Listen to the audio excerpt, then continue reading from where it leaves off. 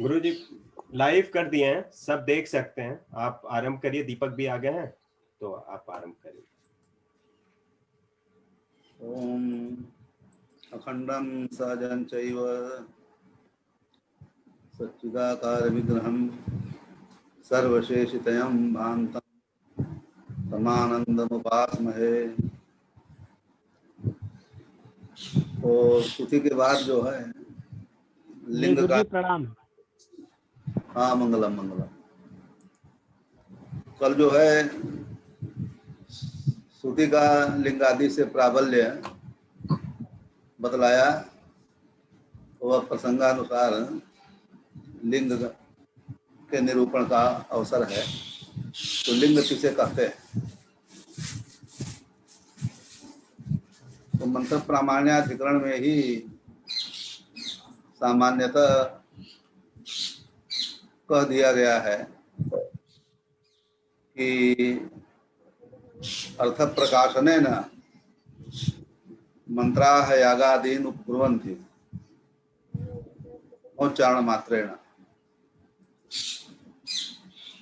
ये मंत्र प्रामाण्याधिकरण जो प्रथम अध्याय का द्वितीय पद है उसमें निरूपित है, उसी का विशेष प्रतिपादन यहाँ पर है। सामान्यतः अर्थ प्रकाशन के द्वारा ही मंत्र उपकारक होते हैं यागादि के, तो कैसे होते हैं विशेष रूप से यहाँ प्रतिपादित किया जाएगा। तो जो अंगता बोधक प्रमाण में लिंग परिगणित है उसमें मंत्रगत लिंग ही विनियोजक होता है, इसलिए शब्दगत लिंग का ही लक्षण ग्रंथकार यहाँ कर रहे हैं, शब्द सामर्थ्यम लिंगम। तो शब्दनिष्ठ जो अर्थ प्रकाशन सामर्थ्य है उसी को लिंग कहते हैं। अब शब्द हटा देंगे सामर्थ्यम लिंगम, तो अर्थ का शब्द भी एक अर्थ है, उसका अर्थ प्रकाशन सामर्थ्य है। अर्थ भी है तो उसमें तत्त कार्य की योग्यता विद्यमान है। तो जैसे श्रुवेणावद्यति, तो श्रुव के द्वारा अवदान का प्रतिपादन है। स्वधिनावद्यति हस्तेनावद्यति है, किससे किसका अवदान हो तो सामर्थ्य से हम व्यवस्था करते हैं लिंग से।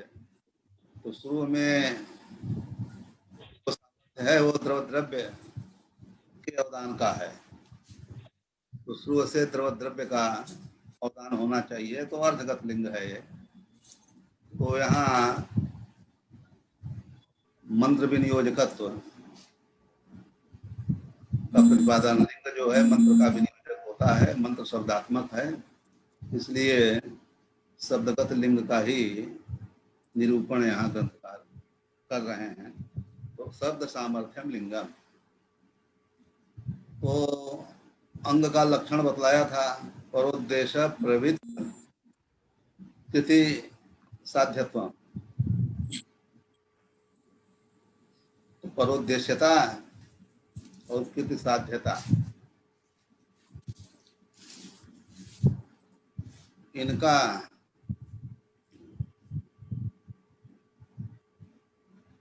कल्पनानुकूल, परोद्देश्यता और कृति साध्यता कल्पनानुकूल जो सामर्थ्य है शब्दगत, उसी को हम लिंग कहते हैं। तो तात्पर्य इसका उसी में है, परोद्देश्यता और कृति साध्यता, इन दोनों के कल्पना के अनुकूल जो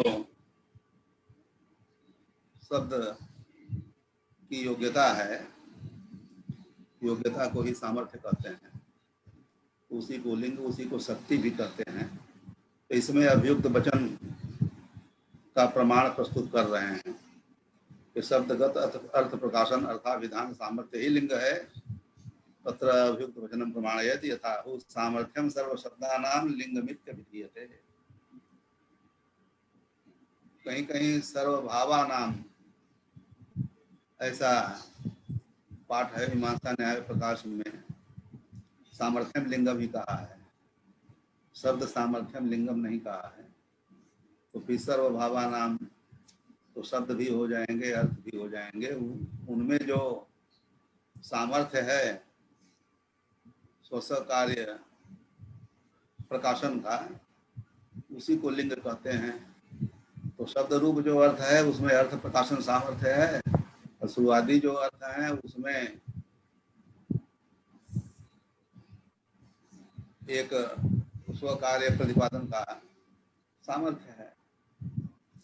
घट है तो जलाहरण कार्य का सामर्थ्य घट में है। और शब्द जो है अर्थ का ही प्रकाशन करते हैं, तो अर्थाभिधान सामर्थ्य को ही हम लिंग कहेंगे। तो यहाँ पर सामर्थ्य जो है रूढ़ी है, रूढ़ी प्रसिद्धि, अर्थगत जो प्रसिद्धि है लोक में, उसी को रूढ़ी कहते हैं। तो सामर्थ्यम रूढ़ी रेव, तो इस तरह से रूढ़ी को ही हम सामर्थ्य मानेंगे। तो रूढ़ी शक्ति से अर्थ का प्रकाशन सामर्थ्य ही लिंग है। तो समाख्या जो षष्ठ प्रमाण है उससे इसका भेद सिद्ध हो जाएगा। तेन समाख्या को अस्या भेद, रूढ़्यात्मक जो लिंग है उस लिंग का समाख्या से, अथवा लिंगात्मक जो रूढ़ी है उस रूढ़ी से, उस रूढ़ी का समाख्या से भेद सिद्ध हो जाएगा।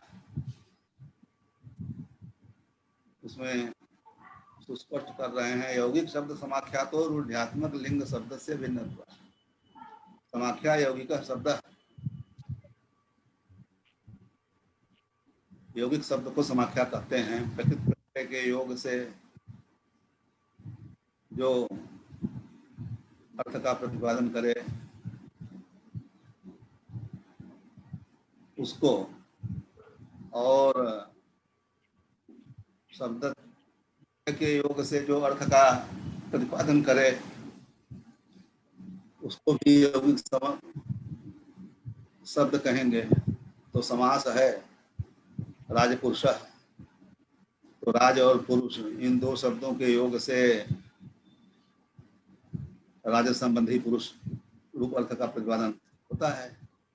इसलिए समास और कृदंत तदितांत ये सब जो शब्द हैं ये यौगिक शब्द हैं। तो यौगिक शब्द जो समाख्या है उससे रूढ़्यात्मक जो लिंग है वो भिन्न होता है, ये बात सिद्ध हुई।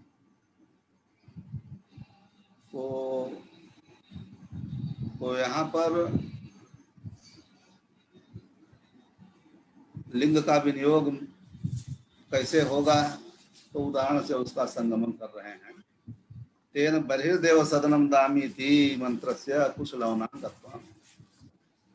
तो बर्हिर्देव सदनम दामी यह मंत्र मैत्रायणी संहिता में है। तैत्रीय ब्राह्मण में बर्हिर्लुना आती है।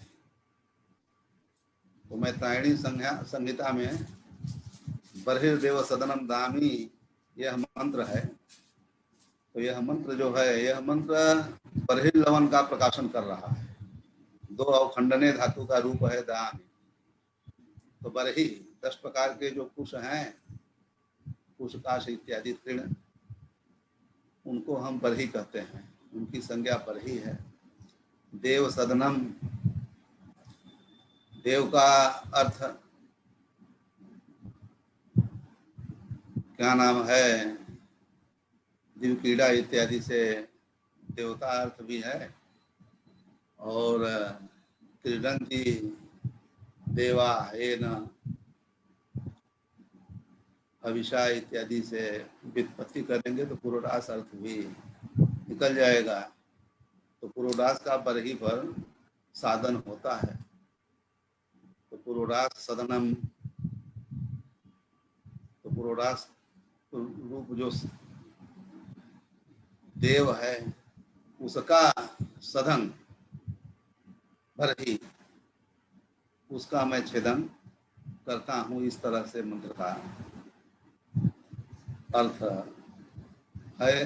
तो इस अर्थ का विमर्श करेंगे तो बरहे लवन का प्रकाशन मंत्र कर रहा है ऐसा प्रतीत होता है। तो लिंग से जो विनियोग होता है वह प्रकरण सापेक्ष होता है। तो सामान्य संबंध मंत्र का बोधन प्रकरण कहीं पर समाख्या प्रमाण से होता है। तो सामान्य संबंध बोधक प्रकरण जो प्रमाण है प्रकरणादि तत्सापेक्ष ही लिंग विनियोजक होता है, ऐसा अन्य ग्रंथों में प्रतिपादन किया है। यहाँ केवल लिंग कैसे विनियोजक होता है उतना ही प्रदर्शन कर रहे हैं। तो बर्हिर्देव सदनम दामि इति मंत्रस्य कुशलवनांगत्वम, अयं मंत्रः कुशलवनस्य अंगम भवति। न तो क्यों कुशलवन का अंग है कि बरही शब्द जो है मुख्य वृत्ति से कुश रूप अर्थ का ही प्रतिपादक होता है, इसलिए कुश लवन का ही अंग है, न तो उल्पादि लवनांगत्वम। कुश सदिश जो उल्पादि तृण है उसके लवन का अंग यह मंत्र नहीं है। तो प्रथमम मंत्राणाम मुख्य अर्थे विनियोग, मुख्य अर्थ में रूढ़ी से जो अर्थ निकलता है उसी अर्थ में विनियोग होता है मंत्रों का। प्रथमम, यदि कोई प्रमाण उसका बाधक उपलब्ध हो तो अमुख्य अर्थ गौण अर्थ में भी मंत्र विनियोजक होता है। यहाँ पर बर्हिर्लेवन देव सदनम दामी यह जो मंत्र है, बरही का जो मुख्य अर्थ कुश है, उस कुश के लवन में ही इसका विनियोग होगा, गौण अर्थ में इसका विनियोग नहीं होगा। तो गौण अर्थ में विनियोग कहाँ है? तो कल बताया कदाचन स्तरी रसी ऐन्द्रिया गार्हपत्यम प्रतिष्ठते। तो इंद्र देवता विशेष अर्थ में रूढ़ है, लेकिन गार्हपत्यम प्रतिष्ठते में जो द्वितीय श्रुति है, इस द्वितीय श्रुति से गार्हपत्य पद की रूढ़ी आधान संस्कृत अग्नि में है, इसलिए गार्हपत्य शब्द अग्नि में रूढ़ है और ये विधिगत है गार्हपत्य शब्द, इसलिए विधि में जो है मुख्य से अतिरिक्त अर्थ स्वीकार नहीं किया जाता है, ऐसा कल बताया था। तो लिंग से द्वितीय श्रुति प्रबल होती है, इसलिए जो मंत्र में देवता विशेष का प्रतिपादक इंद्र पद है गौणी वृत्ति से अग्नि का ही बोधक होगा, क्योंकि मंत्र जो है प्रयोग समवेत अर्थ के प्रकाशक होते हैं। तो गार्हपत्य का उपस्थान रूप जो प्रयोग है तत्समवेत अर्थ का प्रकाशक ही मंत्र को होना चाहिए, लेकिन मंत्र इंद्र देवता का है तो मुख्य वृत्ति से इंद्र अर्थ का प्रकाशन कर रहा है, तो समवेतार्थ प्रकाशकत्व तो उत्पन्न नहीं होगा। तब इंद्र तिथि इंद्र, इस तरह से हम व्युत्पत्ति करेंगे। यदि ऐश्वर्य इंद्रति ऐश्वर्यशाली भवति, तो इंद्र का जो है कथनचित अग्नि अर्थ करके गार्हपत्य अग्नि में उसका विनियोग किया जाएगा। तो यहाँ पर मंत्र का गौण अर्थ में भी विनियोग है, क्योंकि प्रमाण मुख्य अर्थ में विनियोग नहीं हो सकता, उसमें प्रमाण है गार्हपत्यम उपतिष्ठते। तो जहां पर इस तरह से प्रमाण है वहीं पर हम मंत्र का गौण अर्थ में विनियोग करेंगे, और जहां पर इस तरह का प्रमाण नहीं है वहां पर मंत्र का मुख्य अर्थ में ही विनियोग होगा। उसी को सूचित ग्रंथकार कर रहे हैं। तेन बर्हिर्देव सदनम दामी थी मंत्रस्य कुश लवनांगत्वम। बर्हि का जो मुख्य अर्थ कुश है उसी के लवन में ही इस मंत्र का विनियोग होगा। और कुश में जो गुण है उस गुण के योग से उलपादि में जो बर्हि शब्द का प्रयोग होता है उसके लवन का अंग मंत्र नहीं होगा। गौण जो अर्थ उलप तीर्ण है उसके लवन का अंग मंत्र नहीं होगा। क्यों गौण अर्थ में विनियोग नहीं होगा मंत्र का? कि शक के संबंधक ग्रह सापेक्ष गौण अर्थ होता है, इसलिए गौण अर्थ की विलंबित प्रतिपत्ति होती है। तो अविलंबित प्रतिपत्ति जो मुख्य अर्थ है उसी में विनियोग जो है कृतार्थ हो जाएगा। गौण अर्थ में विनियोग करने के लिए फिर अवसर नहीं है। इस तथ्य को समझना चाहिए। तस्य बर्हिर्दामी इति लिंगात लवनम प्रकाशयितुम समर्थत्वात्। तो लवनम प्रकाशयितुम समर्थत्वात् का तात्पर्य है कुश लवनम प्रकाशयितुम समर्थत्वात्। बर्हिर्दामी, बर्हिर खंडयामी, लुनामी से बर्हिर लवन। तो बर्हि का मुख्य अर्थ कुश है, तो कुश लवन को प्रकाशित करने में ही यह मंत्र समर्थ है। इसलिए कुश लवन का ही अंग यह मंत्र है। एवं अन्यत्रापि लिंगाद विनियोगो द्रष्टव्य है। एक उदाहरण दिया, इसी तरह से लिंग से अन्यत्र भी विनियोग को समझना चाहिए। तो अग्नये जुष्टम निरूपामी यह मंत्र है। तो निरूपामी राशि से देवता के लिए गृही आदि का जो पृथक्करण है, चतुरो मुष्टि निर्वपति, तो चतुर्मुष्टि निर्वाप। तो राशिस्थ जो गृही है उससे चतुर्मुष्टि गृही का जो पृथक्करण है उसी को निर्वाप कहते हैं। तो अग्नये जुष्टम निरूपामी, तो जुष्टम अग्नये जुष्टम सेवितम निरूपामी, तो निरूपामी से निर्वाप का प्रकाशन यह मंत्र कर रहा है, इसलिए निर्वाप का अंग लिंग से होगा। तो एवं अन्यत्रापि लिंगाद नियोगो द्रष्टव्य है। तदिदम लिंगम वाक्यादिभ्यो बलवत्। वाक्य प्रकरण स्थान समाख्या जो उत्तरवर्ती प्रमाण हैं उनसे यह लिंग प्रबल है। क्यों प्रबल है? तो वाक्य क्या है? तो सभी व्यवहार को वाक्य कहते हैं, आगे आएगा।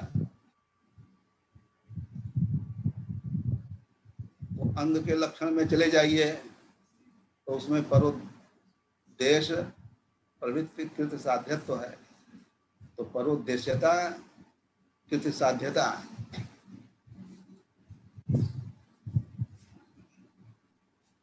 जो है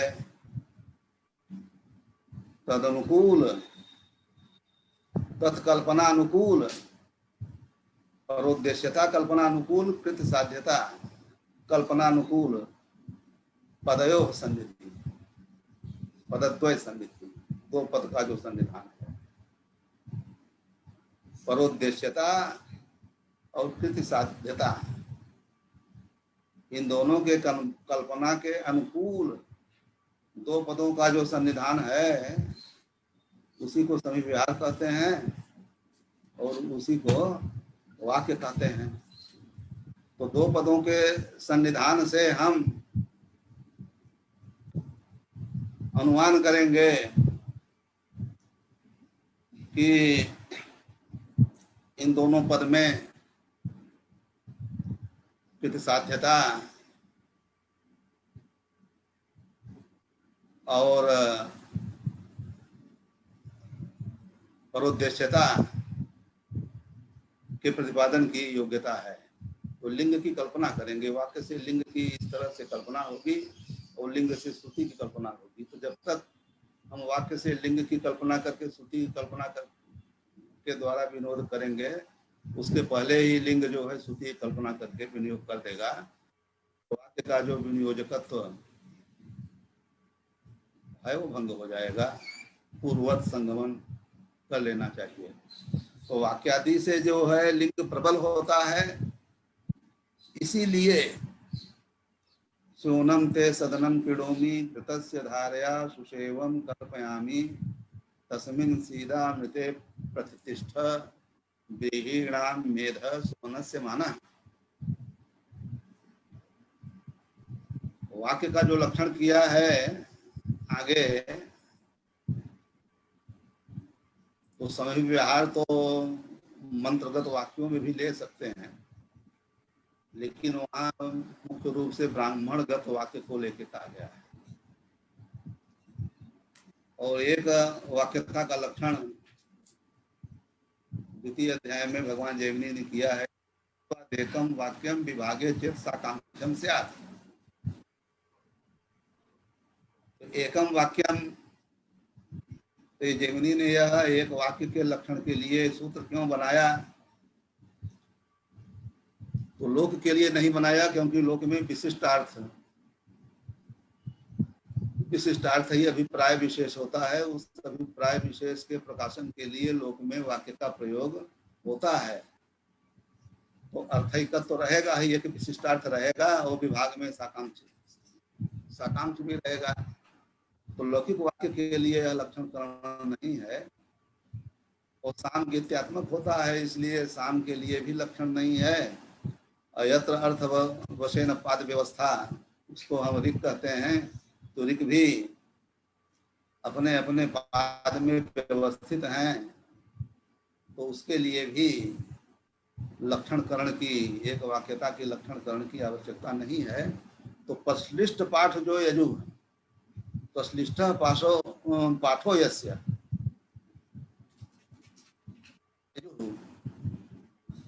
तो उसमें विवेक करना कठिन हो जा रहा है कि यजु का कौन भाग एक वाक्य है, कहाँ से कहाँ तक का भाग एक वाक्य है, यह विवेक करना कठिन हो जाएगा। यद्यपि विषयत्वा छिन्नमी सम्मार्जमी इस तरह का ब्राह्मण विनियोग है, लेकिन सारे यजु का इस तरह से विनियोग नहीं है, इसलिए लक्षणकरण आवश्यक हो जाता है।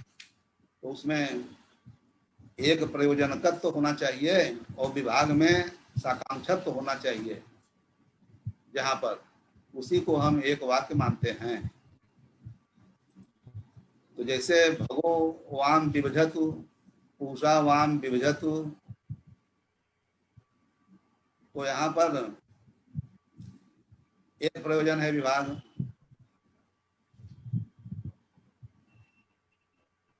लेकिन विभाग में साकांक्षत्व तो नहीं है।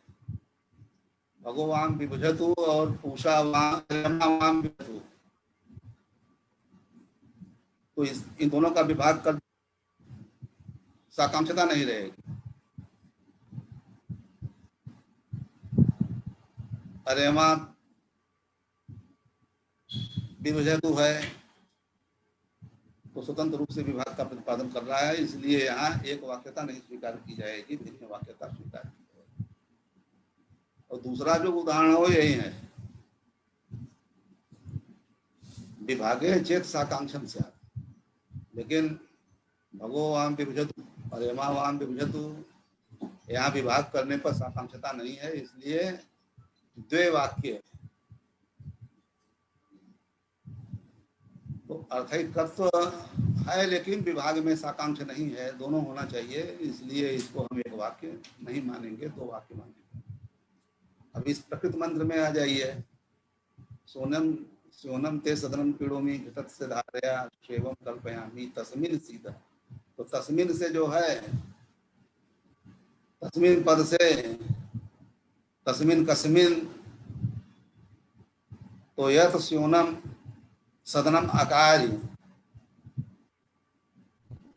विभाग करेंगे तो पूर्वार्ध से साकांक्ष है, विभाग से साकांक्ष है, लेकिन अर्थय का तो नहीं है। पूर्वार्ध जो है सदन कर्ण का प्रकाशक है, पूर्वार्ध सदन कर्ण का, और उत्तरार्ध जो है साधन का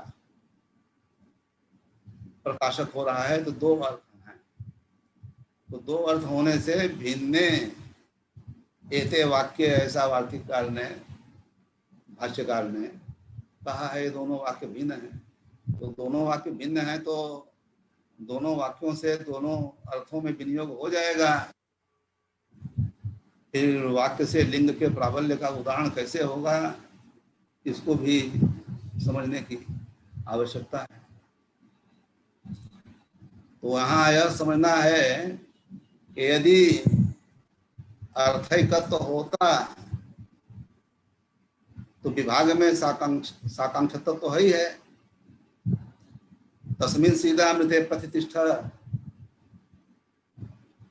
केवल इतना ही बोलेंगे तो साकांक्ष रहेगा पूर्वार्थ से।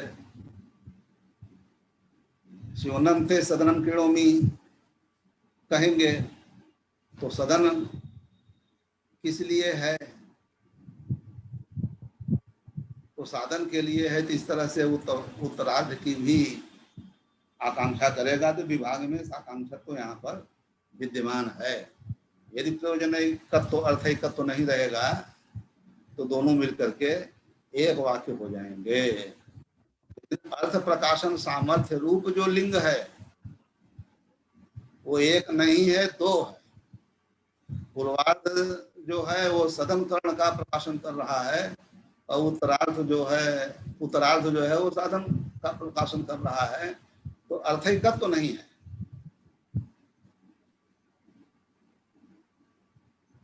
अर्थद्वया विधान सामर्थ्य लिंग है यहाँ पर।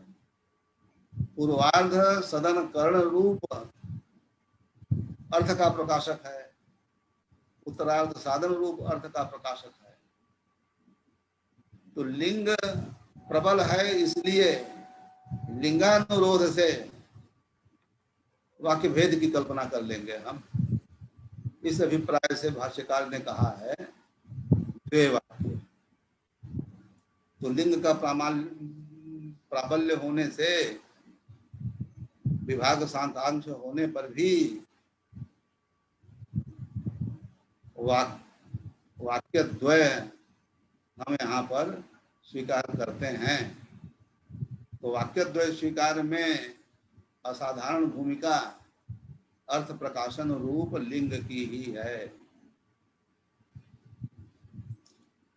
इस अभिप्राय से यहाँ पर वाक्य से लिंग प्रबल है ऐसा कहा गया है। तो मंत्र का अर्थ स्योनम शोभनम ते सदनम क्रीणोमी करोमी घृतस्य धारया सुसेवम सुष्ठुरूपेण सेवन योग्यम कल्पयामी हे ब्रीहीणाम मेध सारभूत सुमनस्य मानः शोभन मनस्कत्वम तस्मिन् सदने सीद अमृते प्रतिष्ठ। तो इस तरह से अर्थ है। तो लिंग के कारण पूर्वार्ध जो है सदनम क्रीणोमी, इस तरह से सदन कर्ण रूप अर्थ का प्रकाशन कर रहा है। उत्तरार्ध तस्मिन सीधा साधन रूप अर्थ का प्रकाशन कर रहा है। तो लिंगानुरोध से हम दो वाक्य स्वीकार करेंगे, साकांक्ष होने पर भी एक वाक्यता स्वीकार नहीं करेंगे, तो पूर्वार्ध जो है सदन करण का अंग हो जाएगा और है साधन करण का अंग हो जाएगा। तस्मिन के अनुरोध से एक वाक्यता स्वीकार करेंगे तो संपूर्ण मंत्र सदन करण का अंग होगा अथवा साधन का अंग होगा। तो दोनों में समुच्चय अथवा विकल्प स्वीकार कर सकते हैं सूत्रानुसार। तो इस तरह से वाक्य से लिंग की प्रबलता होने के कारण पूर्वार्ध जो भाग है वो सदन करण का अंग होगा, उत्तरार्ध भाग साधन का प्रकाशन कर रहा है, इसलिए साधन का अंग होगा। लिंग के प्राबल्य से ऐसा निश्चित होता है। तो वही लिखते हैं, अतएव स्योदम ते सदनम पीड़ोमिति मंत्रस्य पुरोडा सदन करणांगत्वम, अयम मंत्र पुरोडा सदन करणस्य अंगम लिंगात्। तो किम लिंगम वर्तते, सदनम किणोमि इति लिंगा, सदन करण का प्रकाशन कर रहा है। किणोमि करोमि इत्यर्थ। न तो वाक्यात साधनांगत्वमपि, यहाँ इतना लिखा है लेकिन आगे जोड़ लीजिए, न तो वाक्यात साधनांगत्वमपि। चौनम ते सदनम करणो किणोमि, यह जो पूर्वार्ध है वो वाक्य प्रमाण से साधन का भी अंग नहीं होगा, सदन करण का ही अंग होगा। वाक्यापेक्षया लिंगस्य बलीयस्त्वात्। अब लिंग के बाद जो है अंगता बोधक प्रमाण में वाक्य आया है, तो वाक्य का क्या लक्षण होगा, ऐसी अपेक्षा होने पर समभिव्याहारो वाक्य, वैसे वाक्य का स्वरूप बता ही दिए हैं आपको, लेकिन यहाँ जो लिखा है उसको भी समझने लायक है। समभिव्याहार को वाक्य कहते हैं। तो समभिव्याहार क्या है, तो समभिव्याहारश्च साध्यत्वादि वाचक द्वितीयाद्य भावेपि। तो साध्यत्व में जो आदि है उस आदि से साधनत्व ले लीजिए। द्वितीया का अभाव हो, साधनत्व वाचिक वस्तुतः शेष शेष वाचक पदयोः सहोच्चारणम।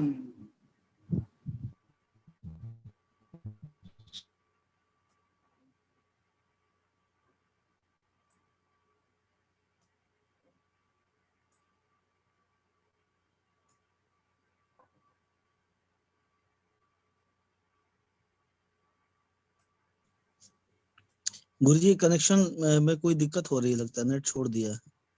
जी गुरुजी का कनेक्शन जो है वो गड़बड़ा गया। गुरुजी को एक बार बोल दीजिए, आपकी आवाज नहीं आ रही। गुरुजी उनका वो जियो वाला इंटरनेट है। हाँ, वो डिस्कनेक्ट हो गया, पुनः कनेक्ट करेंगे।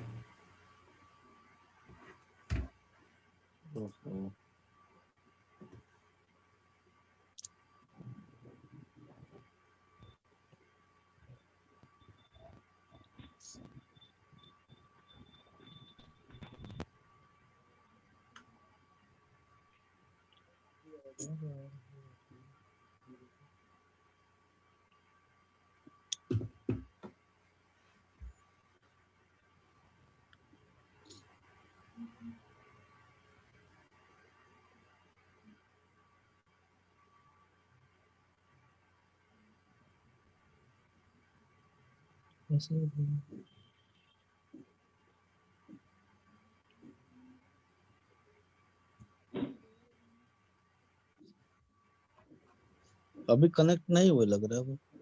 गुरुजी नहीं है, हिमांशु तिवारी जी हैं।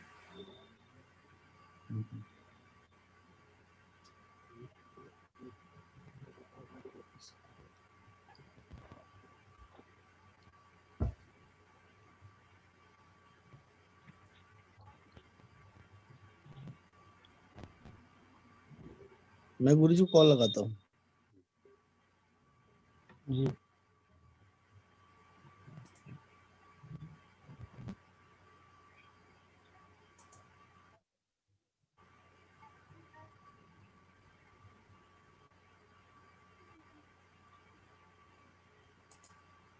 गुरुजी वो आपका इंटरनेट छोड़ दिया लग रहा है। हाँ हाँ ठीक है गुरुजी, वेट कर रहे हूँ।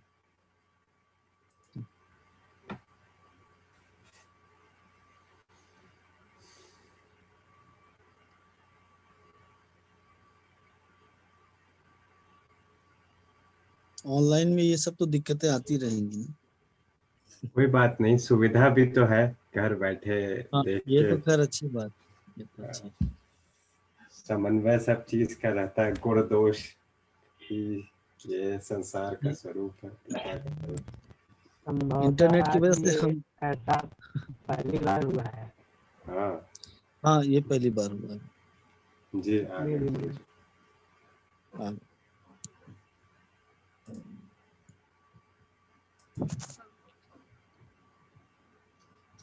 यही इसमें वो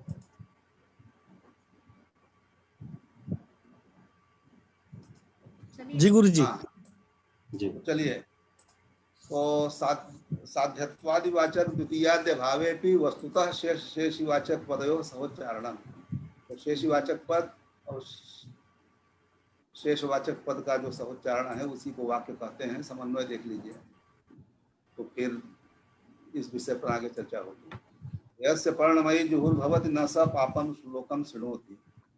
इसका स्पष्ट अर्थ है, सुस्पष्ट है। पर्ण का अर्थ है पलाश। तो यस्य यजमानस्य पलाश निर्मिता जुहुर्भवति भूयते अनया इति जुहुः होम साधनम पात्रम न स पापम श्लोकम शृणोति। तो यहाँ पर न स पापम श्लोकम शृणोति जो ये वाक्य है, यह स्तुति के लिए अर्थवाद है।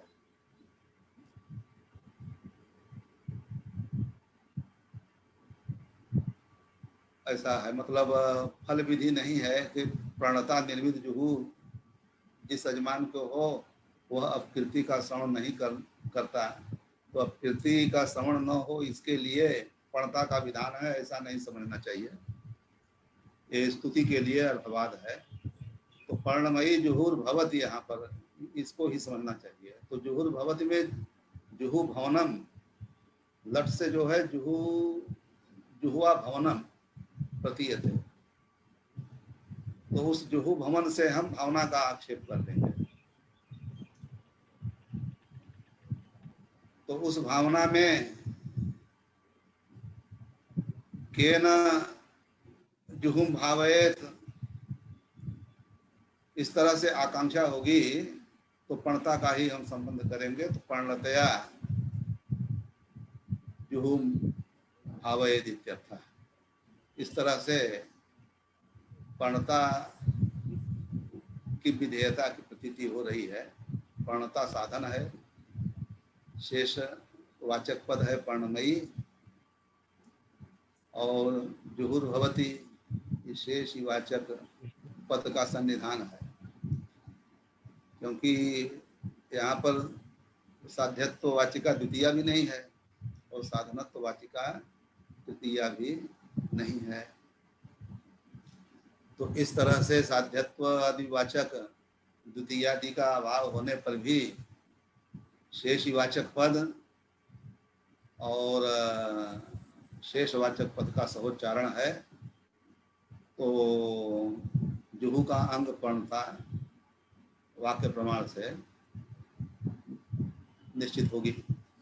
तो अत्र पर्णता जुहो समीप व्यवहार देव, यहाँ पर्णता और जुहू का समीप व्यवहार है, सहोच्चारण है। उतने मात्र से पर्णताया जुहुवंगत्वम, पर्णता जुहुआ अंगम इत्यर्थ। पर्णता जुहू का अंग होगी। तो इसके लिए साध्यत्व आदि वाचक लगा द्वितीयाद्य भावे भी लगाने की क्या जरूरत है।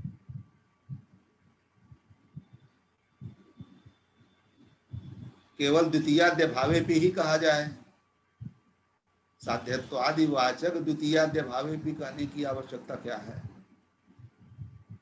द्वितीयाद्य भावे भी वस्तुतः शेष शेषी वाचक पदयोग सहोच्चारणम, इतना ही सभी व्यवहार का अर्थ किया जाए तो पर्णमयी जुहुर्भवति में द्वितीयादि का अभाव है, शेषवाचक पद है पर्णमयी और शेषवाचक पद है जुहु, दोनों का सन्निधान है तो पर्णता जुहु का अंग हो जाएगी। तो साध्यत्वादि वाचक सन्निवेश का क्या अभिप्राय है? तो इसका अभिप्राय है कि यदि कहीं पर द्वितीयादि है लेकिन लक्षणया कर्णत्व अर्थ की बोधिका है तो वहां पर साध्यत्व प्रतिपादिका द्वितीया नहीं मानी जाएगी। जैसे सक्तुन जुहोति है तो सक्तुन जुहोति में द्वितीया है लेकिन वहां द्वितीया का साध्यत्व अर्थ नहीं है, कर्णत्व लक्षण है। तो शक्तुभिर जुहोति, शक्तुभिर होमम भावयेत, इस तरह का अर्थ करना पड़ता है। तो शक्तु होम का अंग है, यह वाक्य प्रमाण से बोधित होता है, श्रुति प्रमाण से बोधित नहीं होता। यदि साध्यत्व वाचक द्वितीयाद्य भावे भी नहीं कहेंगे तो सत्तुन जुहोति यहाँ पर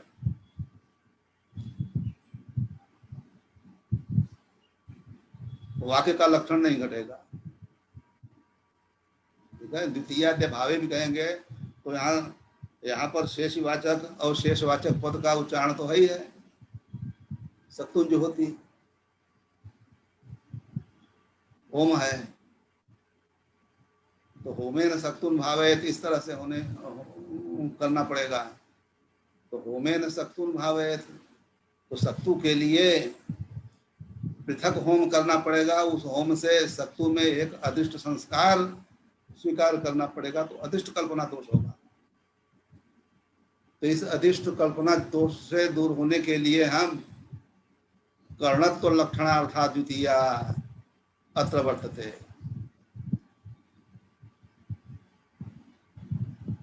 ऐसा स्वीकार करते हैं। तो साध्यत्व द्वितीया है सत्तुन जुहोति में, लेकिन साध्यत्व वाचक द्वितीया नहीं है। और शेषवाचक पद और शेषवाचक पद का समभिव्यवहार है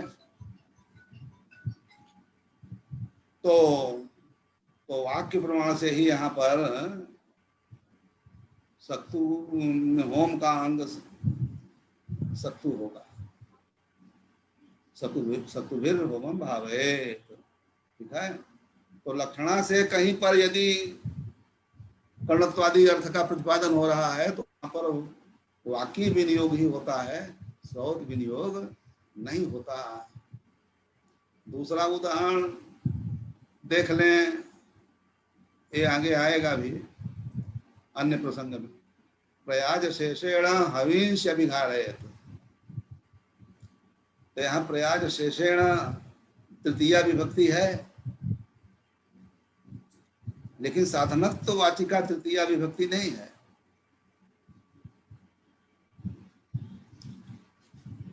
क्यों? तो प्रयाज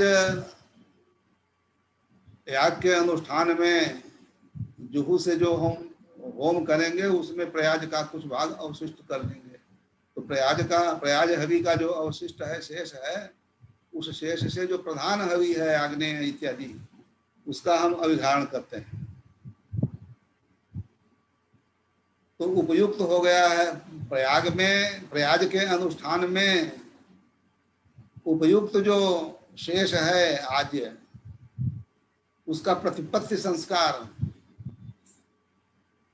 का विधायक है यह वाक्य। इसलिए प्रयाज शेषेण हविष विघारयेत का अर्थ होगा कि प्रयाज शेषम हविषु क्षारयेत।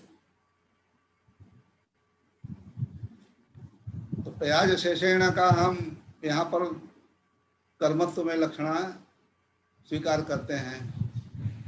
प्रयाज शेषम हविषु क्षारयेत्।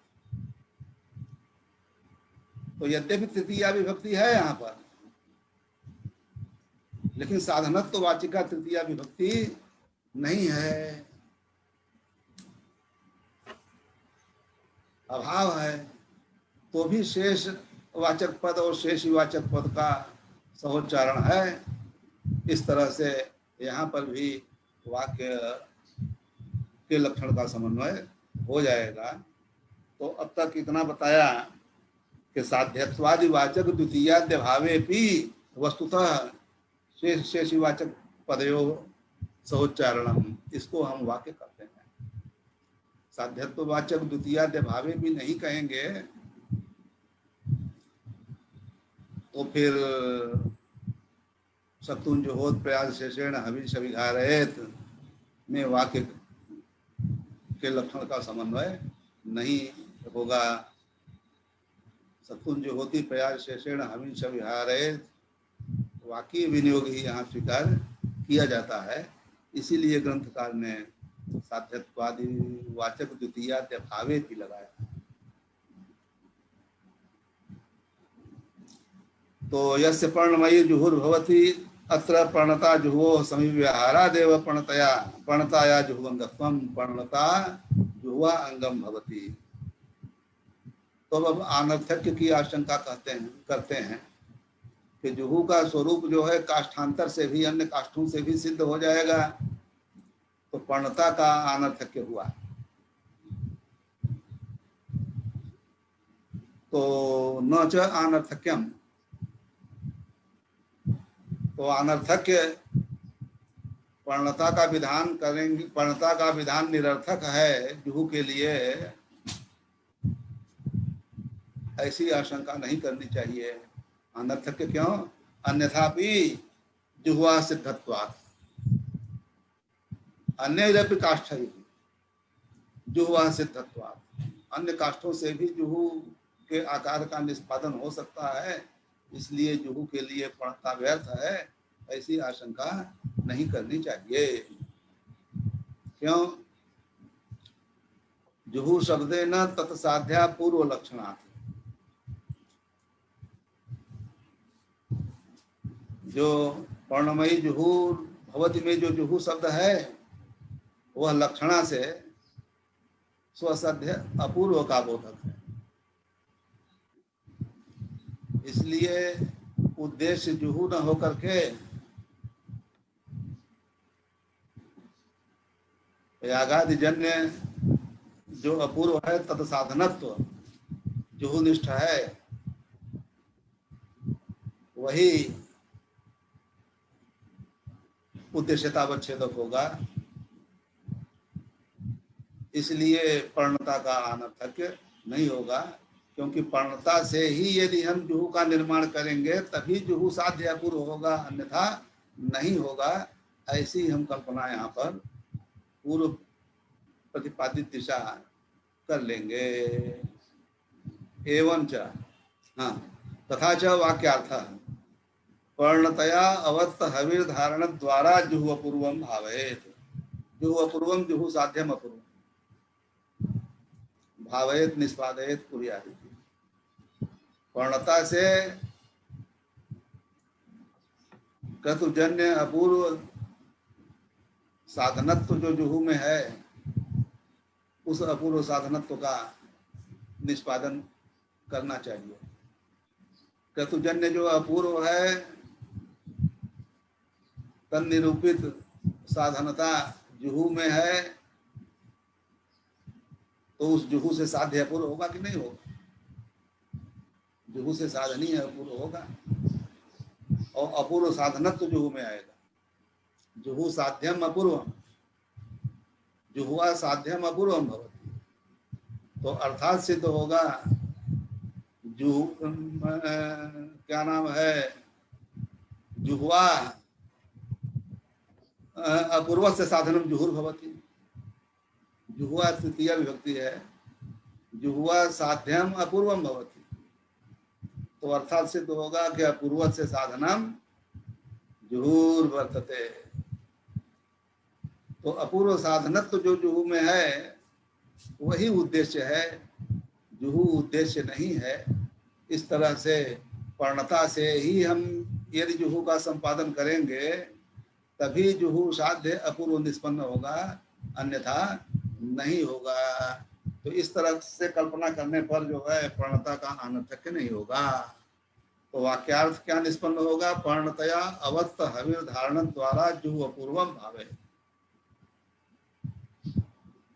तो अवस्थ हविर धारण द्वारा को फिलहाल अलग रखिए। पूर्णतया जुहू अपूर्वम भावयेत, जुहू साध्यम अपूर्वम भावयेत, यह वाक्यार्थ होगा। तो फिर इसकी अतिव्याप्ति शुरू में ध्रुवा में हो जाएगी, पूर्णता का अति प्रसंग हो जाएगा। क्योंकि कतजन्य अपूर्व साधनत्व जैसे जुहू में है उसी तरह से शुरू में भी है और ध्रुवा में भी है। सर्वस्मैवा यज्ञाय गृह्यते यद ध्रुवायाम आज्यम। ध्रुव स्थैर्य धातु से ध्रुवा पात्र का निष्पन्न हुआ है, तो उसमें आज्य रहता है। और जहाँ जिस यज्ञ के लिए आज्य की आवश्यकता होती है तो जुहू से उसका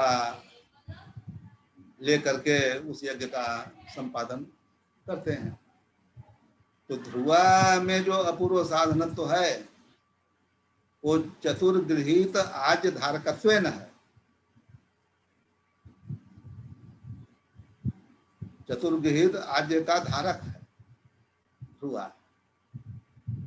और शुरू में जो अपूर्व साधनत्व तो है वह अवदानत्वेन है, अवदान साधनत्वेन, अवदान कर्तृत्वेन कह लीजिए। तो इस तरह से यहाँ पर हम अवस्थ हविर धारण द्वारा लगाएंगे। तो यथा अपूर्व साधनत्वम जुह्वाम वर्तते तथैव सुवे वर्तते तथैव ध्रुवायाम वर्तते। तो अपूर्व साधनत्वोद्देश्य न यदि हम पूर्णता का विधान करेंगे तो पूर्णता की अति प्रसक्ति शुरू और ध्रुवा में भी होने लगेगी। तो पूर्णता की प्रसक्ति शुरू में और ध्रुवा में न हो, इसके लिए हम अवस्थ हविर धारण द्वारा का संयोग करते हैं। अवत्तम हवि अवदान संस्कारेण संस्कृतम देवतायै प्रदेयो भागः अवत्त हविरिति उच्यते। अवदान संस्कार से संस्कृत देवता के लिए प्रदेय जो भाग है उसी का नाम है हवि। तो अवदान संस्कारेण संस्कृतम अवत्तम यद हवि तस्य हविषः धारण प्रणाली गया, धारण द्वारा उस हवि को धारण करते हुए जो अपूर्व साधन है उसकी इच्छा से पूर्णता का विधान हम स्वीकार करेंगे। तो इस तरह से वाक्यार्थ की निष्पत्ति होगी। पूर्णतया अवस्थ हविर धारण द्वारा जुहू अपूर्वम भावे। तो ध्रुवा जो है चतुर्गृहीत आद्य धारकत्वेन अपूर्व साधन है, इसलिए पूर्णता की अति प्रसक्ति ध्रुवा इत्यादि में नहीं होगी। वही कह रहे हैं अवस्थ हविर धारण द्वारेति च अवश्यम वक्तव्यम। इसको अवश्य कहना चाहिए, नहीं कहेंगे तो सुवादिष्वपि प्रणता पत्ते। सुवादि में भी पर्णता की प्रसक्ति होने लगेगी। पर्णता से श्रुव का निर्माण करना पड़ेगा। पर्णता निर्मित श्रुव होगा, पर्णता निर्मित ध्रुव भी होने लगेगा। वैकंकति ध्रुवा, विकंकत नाम का जो काष्ठ है उससे ध्रुवा का निर्माण होता है। अश्वत्थ से श्रुव का निर्माण होता है। जुहू, उपभृत, श्रुव, इन तीनों पात्रों को सुख भी कहते हैं। तो ये तो प्रसंगांतर मैंने कर दिया। तो इस तरह से अवत्त हविर धारण द्वारा जुहू साध्यम यद अपूर्वम तद अपूर्वम पर्णतया भावेत, इस तरह से हम वाक्यार्थ निष्पन्न करेंगे तो पर्णता की अति प्रसक्ति श्रुव और ध्रुवा में नहीं होगी। ये जो है उत्पादन करने के बाद प्रसंगतः पर्णता का संबंध हम कहाँ करेंगे? जैसे बिहि भी जेतम में, ये तो दर्श पूर्णमास के प्रकरण में पढ़ा हुआ है। तो दर्श पूर्णमास याग में बिहि इत्यादि का संबंध हो जाएगा। लेकिन पर्णता अनारभ्याधीत है। यत किंचित प्रकरणम आरभ्य यद अधीयते गुरुभ्य शिष्यै तत् आरभ्याधीतम न आरभ्याधीतम अनारभ्याधीतम। किसी प्रकरण का उपक्रम करके आरंभ करके जिसका अध्ययन होता है उसको हम आरभ्याधीत कहते हैं। 10 पूर्णमास प्रकरण का आरंभ करके प्रयाजानुयाज अवघात प्रोक्षण प्रेषण इत्यादि का आमनान है तो ये सब आरभ्याधीत है। और किसी प्रकरण का आरंभ करके जो अधीत नहीं होता उसको हम न आरभ्याधीतम अनारभ्याधीतम ऐसा कहते हैं। तो अनारभ्याधीता नाम सामान्य विधि नाम इत्यर्थ। अनारभ्याधीत सामान्य विधि है और आरभ्याधीत विशेष विधि है। तो यह किंचित प्रकरण आरभ्य अधीयते। तो अनारभ्याधीता नाम प्रकृत गामित्व नियमात। अनारभ्याधीत जितने पदार्थ होते हैं उनका संबंध प्रकृति याग से होता है, विकृति से नहीं होता। इसका निरूपण प्रसंगतः ग्रंथकार कर रहे हैं। सेयम पर्णता अनारभ्याधीता भी सर्व प्रकृति स्वेव अन्वेति। सर्वासु प्रकृतिषु एव, जितने प्रकृति याग हैं उन्हीं से पर्णता का संबंध होगा, विकृति में संबंध नहीं होगा। अर्थात ये सिद्ध होता है।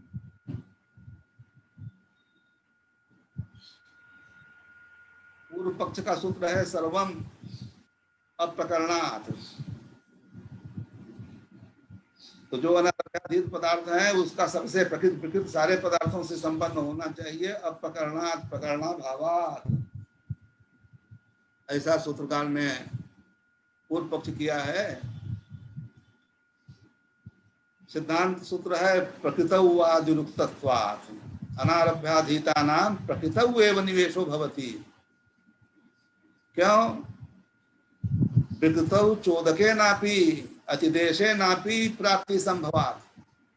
विकृति में प्रकृतिवत विकृति कर्तव्य है, तो विकृति में अतिदेश से भी प्राप्ति संभव है। इसलिए दुरुक्तत्वाद पुनरुक्तत्वाद पौनरुक्त की प्रसक्ति होने लगेगी। तो इस बात को ही यहाँ कह रहे हैं। सेयम पर्णता अनारभ्याधीता भी सर्व प्रकृति स्वेव अन्वेति। प्रकृति यागों से ही पर्णता का संबंध होगा, विकृति यागों से पर्णता का संबंध नहीं होगा, यह अभिप्राय है। न विकृतिषु, तो क्यों युक्तत्वात् हेतु दे रहे हैं। तत्र विकृतिषु चोदके नापि तत्प्राप्ति संभवात्। तो चोदक शब्द का अर्थ है अतिदेश। अतिदेश प्रमाण का 7वें और 8वें अध्याय में विवेचन हुआ है। तो विकृति की कथम भावाकांक्षा होने पर प्रकृति में जिन अंगों से जैसे उपकार का संपादन हुआ है, उन्हीं अंगों से उसी प्रकार से उपकार का संपादन विकृति में होना चाहिए। इस तरह का प्रकृतिवत विकृति कर्तव्य, इसी को अतिदेश, इसी को चोदक कहते हैं। तो प्रकृति में ही पर्णता का संबंध करेंगे। विकृति में जो है अतिदेश प्रमाण से, चोदक प्रमाण से तत्प्राप्ति संभवात, तस्याः पर्णतायाः प्राप्तेः संभवात, पर्णता की प्राप्ति हो जाएगी। तो यदि हम प्रकृति से ही संबंध न करके प्रकृति विकृति दोनों में पर्णता का संबंध करेंगे, तो विकृति में ही पर्णता का संबंध कर लेंगे तो प्रकृति से संबंध होगा ही, प्रकृति विकृति दोनों में संबंध करेंगे तो प्रकृति से चोदक से भी प्राप्ति होने लगेगी, तो पर्णता वहां दो बार न पहुंचेगी। प्रकृतिष्वेव विकृतिष्वपि यदि पर्णता अन्वियात् तर्हि चोदकेनापि प्राप्तिर्भवेत्, तो पौनरुक्त्यापत्ते। विकृति से जब संबंध करेंगे, प्रकृति की तरह विकृति से भी पर्णता का संबंध करेंगे, तो विकृति से पर्णता संबंध हुई, फिर अतिदेश प्रमाण से प्रकृति से भी पर्णता वहां ले जाएंगे तो पौनरुक्त होने लगेगा, पौनरुक्त्यापत्ते। इसलिए प्रकृति में ही पर्णता का संबंध होगा, विकृति में नहीं होगा। विकृति में अतिदेश से पर्णता की प्राप्ति हो जाएगी, इस तरह से पुनरुक्ति नहीं होगी। तो आज के पाठ को यहीं पर रोक देते हैं। ठीक है जी गुरु जी।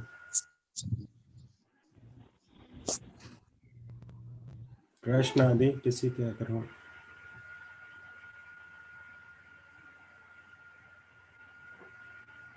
देवात्मा जी गुरु जी। तो पूछना है? मेरा एक प्रश्न था, मेरे दिमाग से उतर गया, मैं क्या पूछने वाला था भूल गया। विचार कर लेना, तो फिर कल पूछना। जी कल। हाँ जी संतोष है ना आप लोगों को? हाँ एकदम एकदम जी गुरु जी, जी एकदम। ठीक है, प्रणाम। वहां तक बता दे रहा हूँ, कोई बात नहीं। हेलो गुरुजी प्रणाम। गुरु जी पर्याप्त। गुरु जी प्रणाम। मंगलम। चरण स्पर्श। प्रणाम गुरु जी, चरण स्पर्श करता हूँ गुरु जी, प्रणाम। ठीक। प्रणाम गुरु जी।